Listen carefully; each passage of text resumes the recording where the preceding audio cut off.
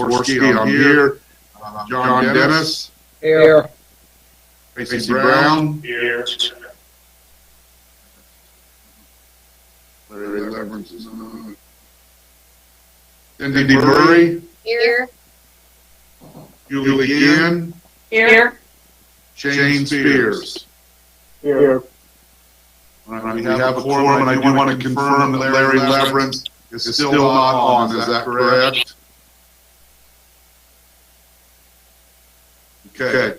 All right, thank you, everyone. First item on the agenda is the approval of the minutes from the December 8th, 2022 meeting. Those have been communicated to you in the packet, and I would entertain a motion for approval. So moved. Do I have a second? Second. Any further discussion, changes, or scrivener's errors? All right, hearing none, I'll conduct the roll call vote. John Dennis. Aye. Tracy Brown. Aye. Cindy Murray. Aye. Julie Gann. Aye. Shane Spears. Aye. Thank you. The motion carries. The next item on the agenda is Resolution T23-01 for years 23 and 24 Unified Planning Work Program. Tim's going to handle that. Okay, so this is really mostly an accounting sort of item. So every year we are given some funding from the state DOT, Federal Highway and state DOT. It's kind of a combined thing to do some of our planning work. However, we have for a long time not quite spent the full allocation of that, which leads to us having to roll over the balances of those purchase orders so that we can continue to draw them down. And so that's what this is about.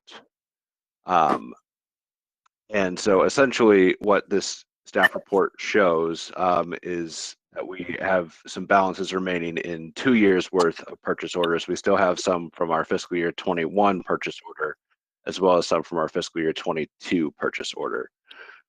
So this is just working to roll those over, and the staff report specifically details what sort of work we're going to be doing as we roll those over. So a lot of it is some kind of planning studies and things along those lines. So it will involve us partnering with consultants in order to get some of those funding spent down. And we think that'll be kind of a good way to really get some value out of those dollars.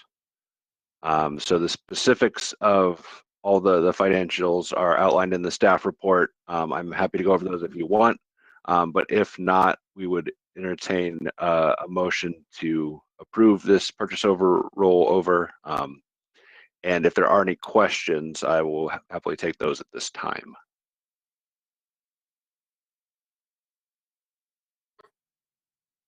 All right, does anyone have any questions? And is David Hiddle on the line? Yep, I'm here. I got thinking, does it matter? Since actually, I think it looks like it takes me to make the 6th person actually for the quorum.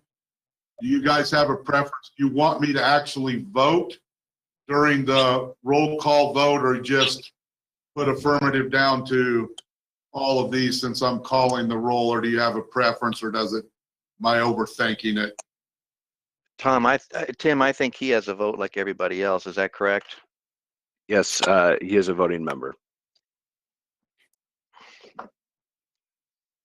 So yeah, if you'd vote in the same fashion as everyone else. Okay, so I'll go ahead and vote too, so we actually show 6 affirmative votes for the actual quorum. Yeah, please do. Okay. All right, thank you, everybody. Any other questions concerning this resolution? If not, I'll conduct a roll call vote. Tony Roseworski, aye. John Dennis. Aye. Tracy Brown, Aye. Cindy Murray, Aye. Julie Ginn, Aye. Shane Spears. Aye. All right, thank you. The motion carries. The next item on the agenda is Resolution T23-02, resolution to amend the 2022-2026 Transportation Improvement Program. It's a funding swap for the Yeager Road project, and Doug will be presenting that. Good afternoon. As the mayor mentioned, this TIP amendment is in regards to swapping federal funds with the Northwest Indiana Regional Planning Commission.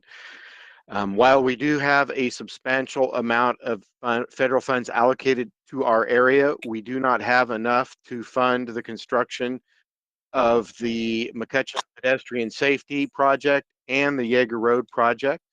When we were developing the current TIP 2 years ago, we recognized that need, and at that time we programmed a swap of federal funds.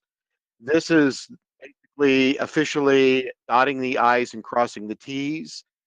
NERC, that MPO, has agreed to swap federal funds in the amount of $1,220,000, and it will be repaid back next year in fiscal year 2024. With this additional funding, we should have enough to fully fund at an 80-20 split the Yeager Road project if the engineering estimates hold true. If not, unfortunately, it means that the county may have to pay more. So basically, what we're doing is actually programming this additional federal funds in the TIP. The Technical Transportation Committee did review this at its December meeting and recommended approval, and staff is recommending approval of this amendment through Resolution T2302. Are there any questions?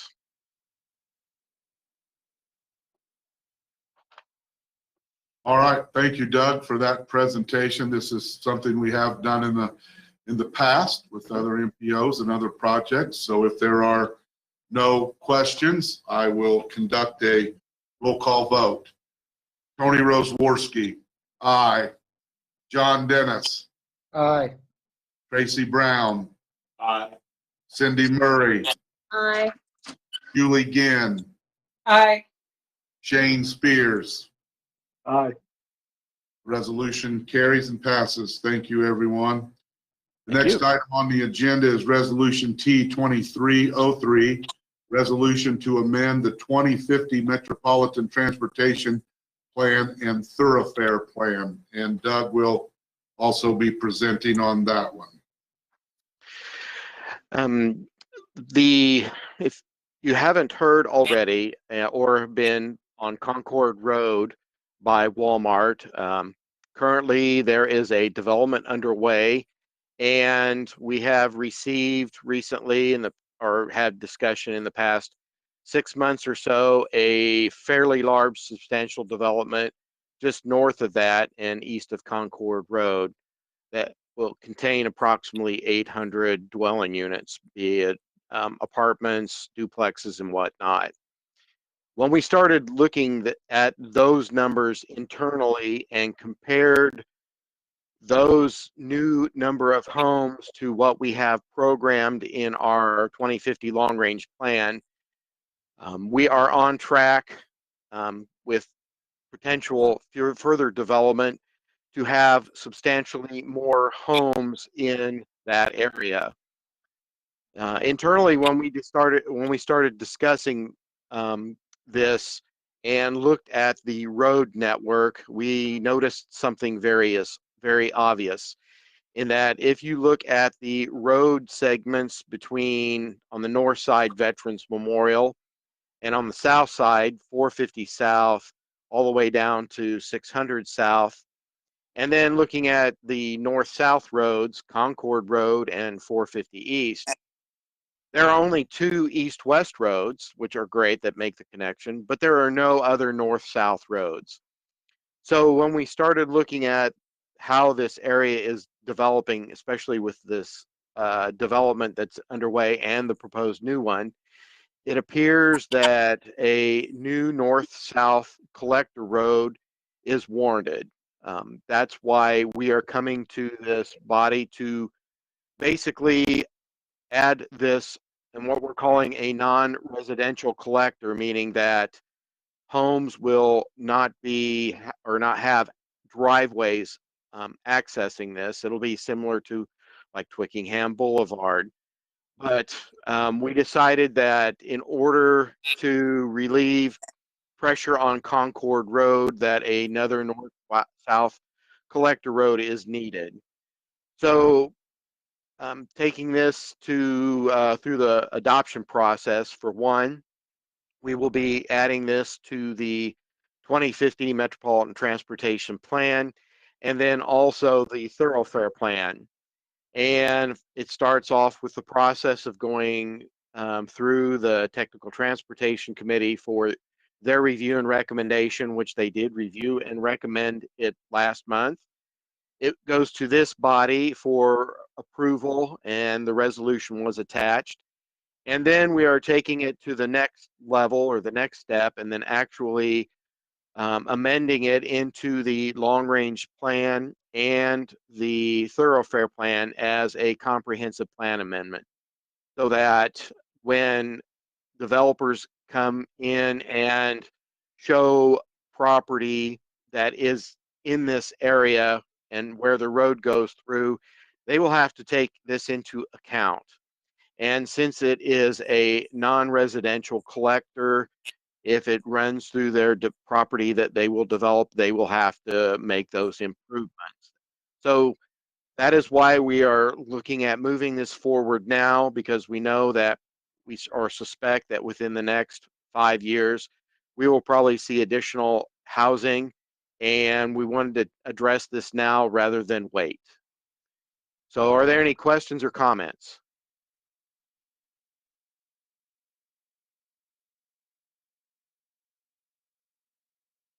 Doug, how long is that road approximately?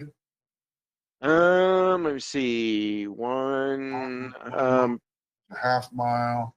Probably a little over, let me see, 350, probably, let me see, 350, so a mile and a half or 2.5 miles. Miles.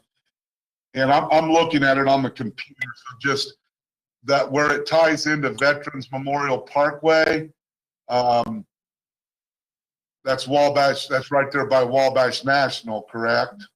That is correct. When we were looking at this, of course, Veterans Memorial is what we call a limited access road. And right now at that location, there is no access break. So one access break, there are two in the property so one of those will need to be moved at the signal, but we all agreed internally that having this road come into a signalized intersection would be best rather than having it offset. Yeah, I agree. The signal's probably right. Has this been discussed? And I apologize, but has this been discussed with the city and the county engineers yet? Did they have a chance to weigh in on this? We did have discussion. As a matter of fact, Stu or Jeremy, if you'd like to chime in and give us your opinions. Yes, Mayor, I have had input on this, and it really does line up with what we've been shown in that area, which is the proposed developments on Concord. We were talking about how to access those properties. It really lines up with what they have laid out there already. So our discussion with the one developer that we had about the road and those discussions, this lines up with that discussion also? It does. Yes. Okay, thank you. This will always remain no access for the road then for neighborhoods, right? Well, it will have access to neighborhoods, but it will not have frontage for homes. So it will be more in the line of, yes, it's a lower volume street, lower speed street. And we're also recommending that, of course, a sidewalk, and then even it would be great to have a trail along here as well. But this will be designed more as one for moving traffic rather than having a lot of homes access it. That's why we are classifying it or recommending a non-residential collector. Great. I know it's a ways yet, but let's keep that trail. I mean, that, because there's a nice trail on Veterans there, and of course the trail up on part of Concord, and that could really be a nice tie-in for that area. So we certainly want to keep that a part of the project. Okay, well, thank you, Doug, for that explanation. Is there any other questions from anyone regarding this resolution? Is there a timeline on this? Cindy, at this time, no. We, of course, do not have it in any of our plans, but since we are designating it as a collector rather than an arterial, when a developer comes in, then they will have to build their portion of it. Basically, similar to what we had lined up for Park East Boulevard. I know the city did eventually build that, but when that was in the works years ago, it was basically on the developer's dime. And then also, it's similar to the discussions we had in terms of a east-west collector on the north side of West Lafayette being a non-residential collector. We had some extensive discussion on that one last year.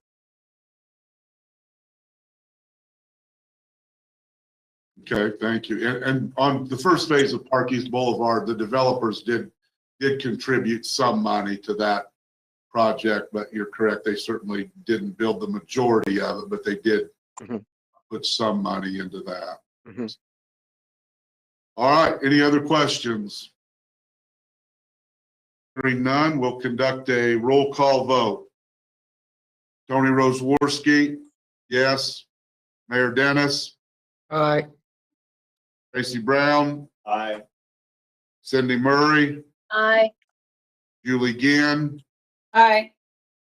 Shane Spears. Aye. Resolution passes. Great, thank you.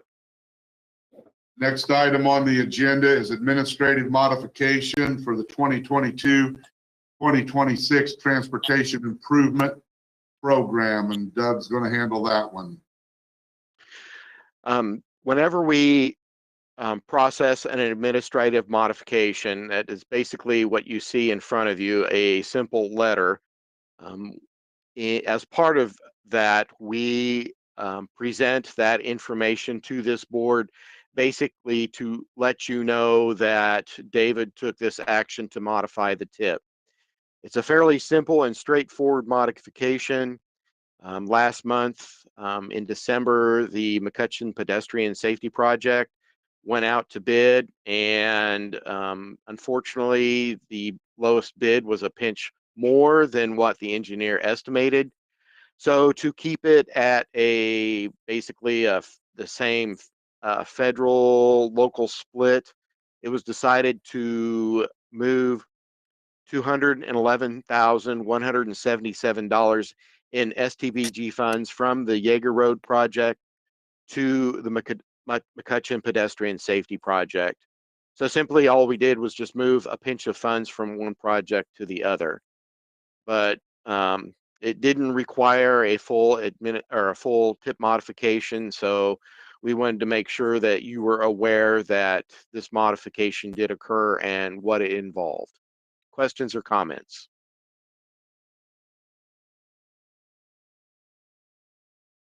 All right, hearing none. Doug, thank you for bringing that to our attention.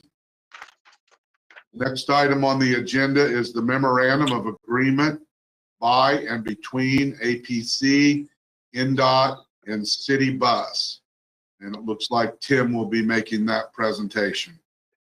Yes, so this is something that is an update to an existing document we have. Back in 2015, we put together the first version of this, but it is time to do some updates to that.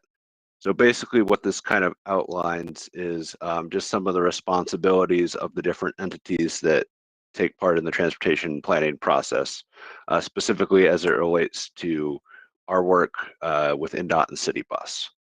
So as you can kind of see here, so it talks about the Metropolitan Transportation Plan, the Transportation Improvement Program, the UPWP, performance-based planning and programming, which is collecting data and using that in order to make planning decisions, public participation and involvement, as well as transit planning. So that's kind of generally what we're doing on our end. NDOT, of course, also has some similar responsibilities. They also participate in the Metropolitan Transportation Plan and the TIP, the UPWP again, performance-based planning and programming, similar to what we do.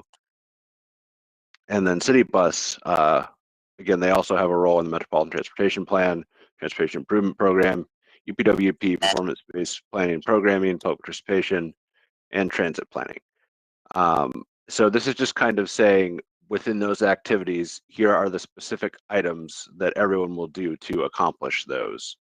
And these are really things that we are already doing and have been doing for years. It's just an update to the latest and greatest for that. So as far as how to proceed with this, we are asking for an official action, but we don't have a resolution. So what we would like is for you, the policy board, to approve this and to approve or to authorize David to sign this as the executive director. And then we will also be getting a similar authorization from City Bus and NDOT. So I will take any questions, or I don't know if someone from City Bus or NDOT would like to speak to their role in this. So I'll just open up the floor for either questions or participation from any other planning entities. Brian, would you like to start with a comment from City Bus? Certainly. Thank you, Mr. Mayor. Just want to assure everybody we did review the agreement, and we are in compliance with all of the pieces that are on our list of responsibilities, and happy to execute. I'm planning on bringing it to our board this month for their approval on the 26th, and we'll ask for their authority to sign it on behalf of City Bus. All right, thank you. Shane, any comments from NDOT?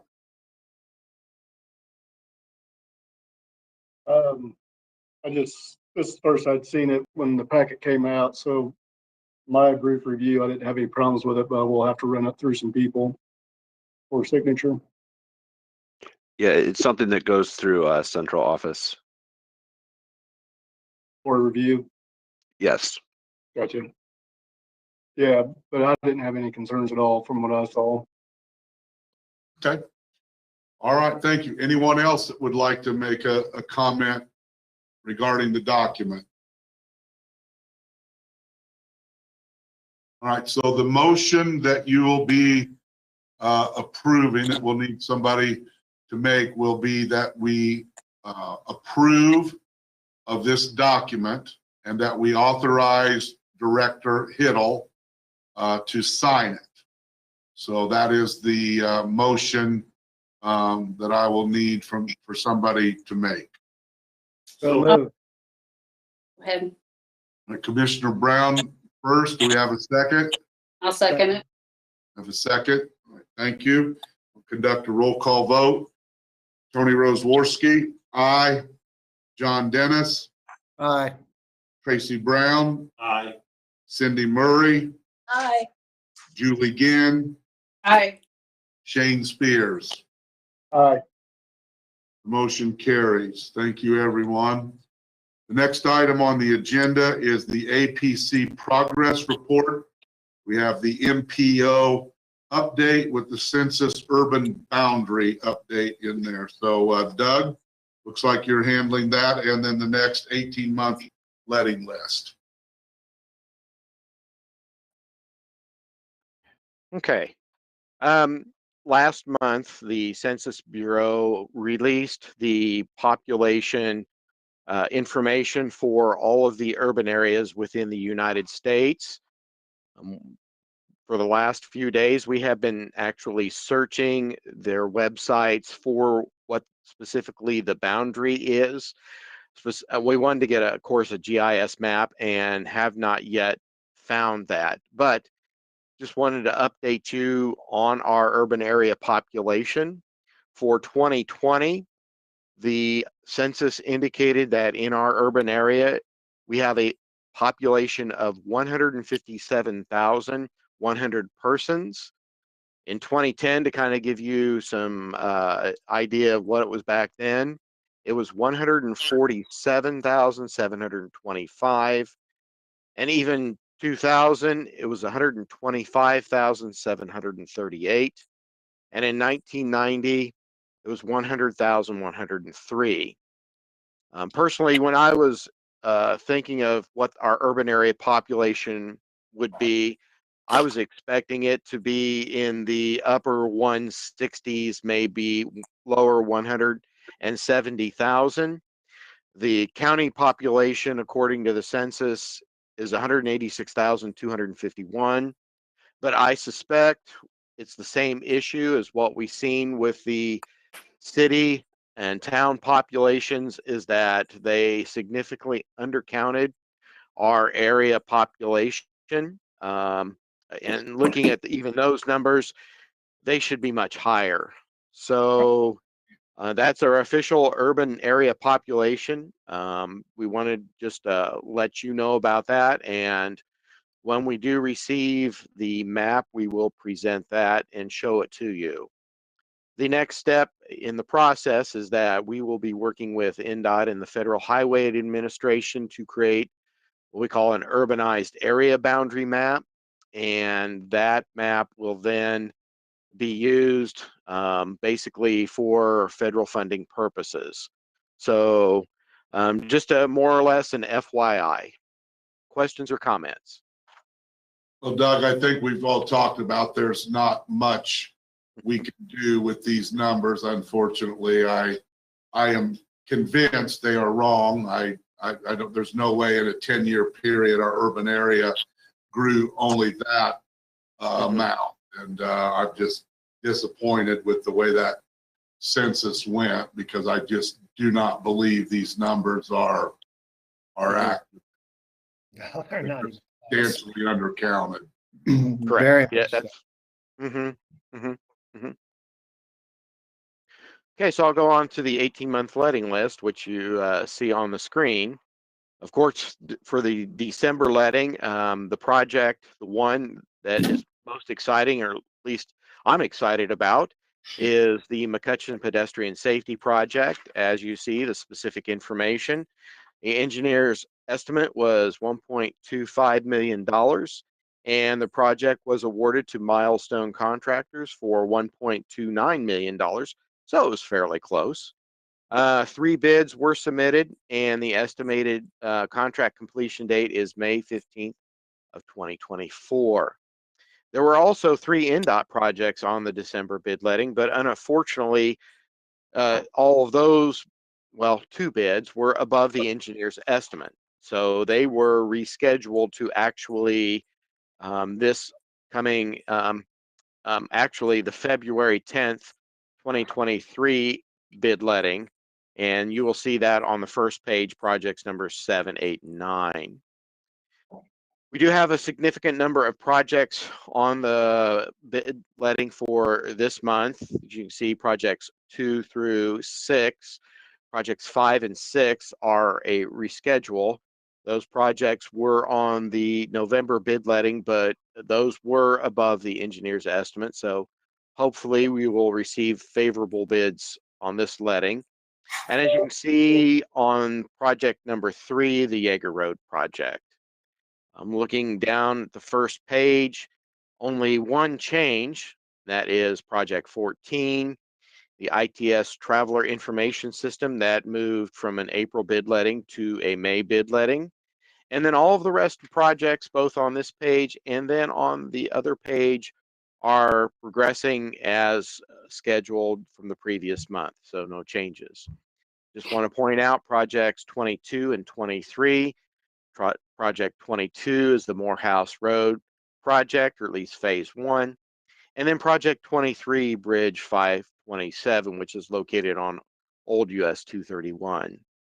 So that's basically an update of the 18-month letting list we received from NDOT. Any comments or questions?